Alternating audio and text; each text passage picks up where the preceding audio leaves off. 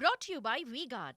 ગાંધીનગરથી કે જ્યાં વડોદરા દુર્ઘટના બાદ વોટર એક્ટિવિટીઝ માટે એસઓપી તૈયાર કરવામાં આવી છે। રાજ્યભરમાં પાણીમાં થતી એક્ટિવિટીઝ માટે ગુજરાત મેરીટાઈમ બોર્ડે એક ડ્રાફ્ટ તૈયાર કર્યો છે। બોટિંગ, રાફ્ટિંગ, સ્કૂબા ડાઇવિંગ સહિતની વસ્તુઓ માટે નિયમો ઘડવામાં આવ્યા છે।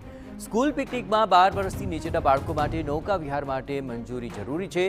નૌકા વિહાર માટે પોલીસ અને ડિસ્ટ્રિક્ટ મેજિસ્ટ્રેટની મંજૂરી જરૂરી છે। આ વોટર એક્ટિવિટીઝ કરવા માટે હાલ તો જે સ્કૂલ પિકનિકમાં 12 વર્ષથી નીચેના બાળકો માટે નૌકા વિહાર માટે મંજૂરી જરૂરી હોવાનું જણાવ્યું છે। District water site safety committee દર 3 મહિને સમીક્ષા કરશે। ગુજરાત મેરીટાઈમ બોર્ડ કે પછી માન્ય સંસ્થામાંથી નિપુણ નાવિક જ આ બોટ ચલાવી શકશે। હાઈકોર્ટે રાજ્યમાં વોટર એક્ટિવિટીઝ માટે યોગ્ય એસઓપી તૈયાર કરવા માટે નિર્દેશ આપ્યા હતા। ચર્ચા વિચારણા બાદ ડ્રાફ્ટ તૈયાર કરાયો છે અને આગામી દિવસોમાં જાહેરાત પણ થઈ શકે છે।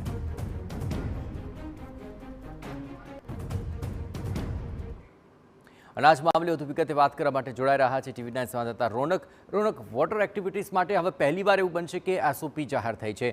વિશેષતાઓ શું રહેશે અને તેનાથી આખરે આ પ્રકારની દુર્ઘટનાને નિવારણ કરવા માટે કેટલી મદદ મળી રહેશે? રોનક,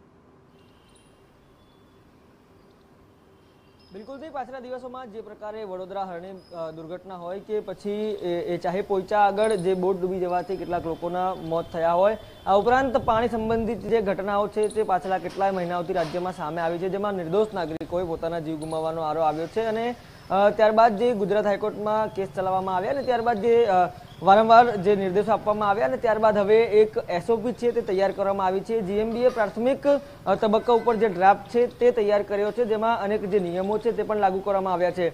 અગાઉ જે ઉલ્લેખ નહોતા કરવામાં આવ્યા જે પ્રકારે એક્ટિવિટી ચાલતી હતી, પરંતુ હવે આગામી દિવસોમાં જ્યારે ડ્રાફ્ટ જાહેર થયાના 25 દિવસમાં અમલવારી તેની થશે ત્યારે કેવી રીતે કામગીરી કરશે તે તમામ બાબતોનો ઉલ્લેખ છે તે આ જે ડ્રાફ્ટ છે તેમાં કરવામાં આવ્યો છે, જેમાં ખાસ કરીને શાળાના બાળકો ઉપર જે વધારે ધ્યાન છે તે આપવામાં આવ્યું છે। તેમાં 12 વર્ષથી નીચેના જે પણ કોઈ બાળકોને પિકનિક લઈ જવું હશે તો તેના માટે ફરજિયાત પોલીસ વિભાગ અને ડિસ્ટ્રિક્ટ મેજિસ્ટ્રેટની મંજૂરી અનિવાર્ય રહેશે। આ પ્રકારની જે ખૂબ મહત્વની જોગવાઈ છે તે કરવામાં આવી છે। આ ઉપરાંત જે વોટર એક્ટિવિટી માટે જે સંબંધિત અધિકારી છે તેની પણ મંજૂરી જરૂરી રહેશે।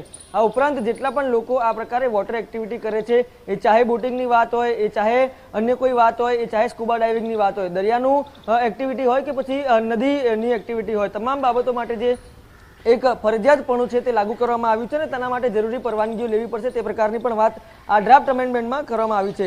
બીજી અન્ય વાત કરવામાં આવે તો જે પ્રકારે બોટિંગ પણ ચલાવવામાં આવે છે તે બોટનું રજિસ્ટ્રેશન હોય કે ન હોય, પરંતુ અન્ય કેટલીક મંજૂરીઓ છે તે પણ અનિવાર્ય કરવામાં આવી છે। આ ઉપરાંત અત્યાર સુધી જે પ્રકારે પાછલા દિવસોમાં આપણે જોયું કે જે પ્રમાણે બોટ અન્ય કોઈના નામે લેવામાં આવતી હતી અને ચલાવતું અન્ય કોઈ હતું, પરંતુ આ જે ડ્રાફ્ટ એસઓપી છે જાહેર કરવામાં આવી છે તેમાં જોગવાઈ કરવામાં આવી છે કે બોટ રજિસ્ટ્રેશન પણ હશે। આ ઉપરાંત જે નાવિકો તે બોટ ચલાવતા હશે તેમને ફરજિયાત ટ્રેનિંગ લેવી પડશે। આ ઉપરાંત જીએમબી એટલે કે ગુજરાત મેરીટાઈમ બોર્ડ અથવા તો અન્ય જે માન્ય સંસ્થાઓ છે તેના આધારિત સર્ટિફિકેશન હશે તો જ તે બોટિંગની પ્રક્રિયાઓ કરી શકશે। આ પ્રકારની પણ એક જોગવાઈ છે તે કરવામાં આવી છે।